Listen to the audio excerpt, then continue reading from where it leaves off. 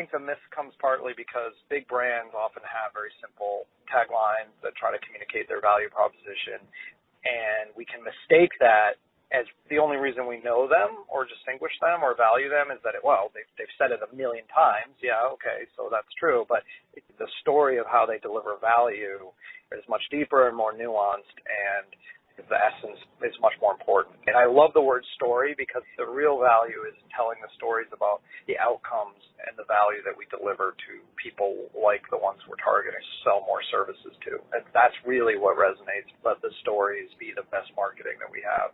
We're spending a lot of time working on stories and not just allowing the vision of what we're trying to achieve to be what tries to attract attention, but rather the true value delivery to the specific market segments that we work with, be the call to action or the reason that it motivates people to do business with us.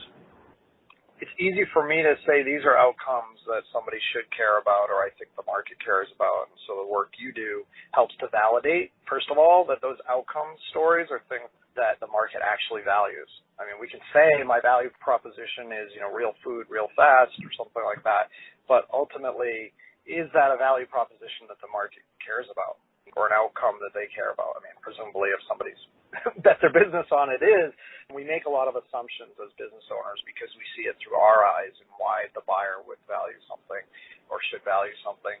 And then the second part of it is then the social proof that we bring to the fact that we actually deliver that outcome. So assuming people do value real food real fast, if that's the value proposition, do the stories we tell about how we achieve that actually measure up? Do they pass the sniff test? Do people resonate with them? Do they feel real? Because it's not just enough to say, hey, we do this, but you have to then, I like that term, social proof, to actually demonstrate that you really do it for people like the ones you're targeting. And then the other mistake people make is they look at it as a one-time event, like, I got to go work on my value proposition. It's a constant process that you need to build the muscle to do so that you're gathering those success stories and those case studies. And if you do it right, you're also gathering market feedback on products and how to evolve them to better meet the needs. You're just staying ahead of it rather than being in this deficit like, sales have slowed, we better go do some value proposition work. You can't let that erode. It's like in technology, we talk about it as technical debt.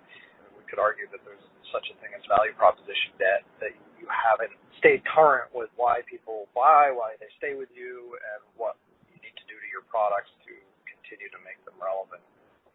The reason the stories have to be shared back from the customer's words is that the value that a customer receives on the other side of actually when they become a customer, the way they perceive that perhaps isn't always something that they would have bought based on that value proposition. Now, because they have trust and experience with you, they see that value, the added value beyond what maybe made them make the purchase decision.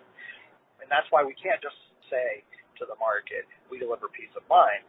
You have to have the market say that you deliver peace of mind. Otherwise, it's not an easy, quantifiable thing that people can really wrap their head around, so that they're going to be skeptical of it if it's just, this is our value proposition.